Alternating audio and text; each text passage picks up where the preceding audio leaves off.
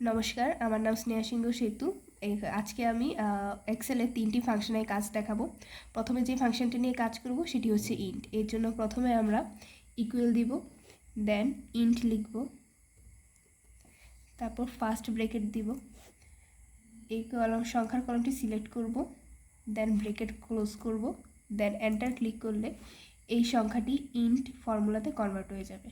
এরপর আমরা এই সেলগুলো সিলেক্ট করব, তাহলে প্রতিটি সংখ্যাই ইন্ট ফর্মুলাতে কনভার্ট হবে। দ্বিতীয় আমরা যে ফাংশনটির কাজ দেখাবো সেটি হচ্ছে ক্যার। এর মাধ্যমে আমরা যে কোনো সংখ্যাকে ক্যারেক্টারে কনভার্ট করতে পারি। এর জন্য প্রথমে আমরা ইকুয়াল দিব, দেন CHAR লিখব, দেন ফার্স্ট ব্রেকেট দিব, ফার্স্ট সেলটি সিলেক্ট করব, দেন ক্লোজ ব্রেকেট দিব, এন্টার ক্লিক করব, দেন এটি ক্যারেক্টারে কনভার্ট হয়ে গেল। এরপর আমরা পুরো সেলটি সিলেক্ট করলে সবগুলো নাম্বারিং ক্যারেক্টারে কনভার্ট হয়ে যাবে। আর আমরা যেই ফাংশনটি কাজ দেখাবো সেটি হচ্ছে ইফ এরর। যেমন যদি কোনো ক্যালকুলেশন এরর আসে তাহলে আমরা সেটিকে সিম্বলে কনভার্ট করতে পারি।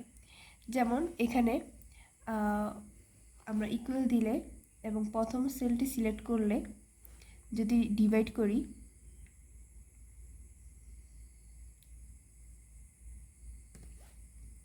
দেন সেকেন্ড সেলটি সিলেক্ট করে এন্টার দিই, তাহলে এখানে এরর আসে।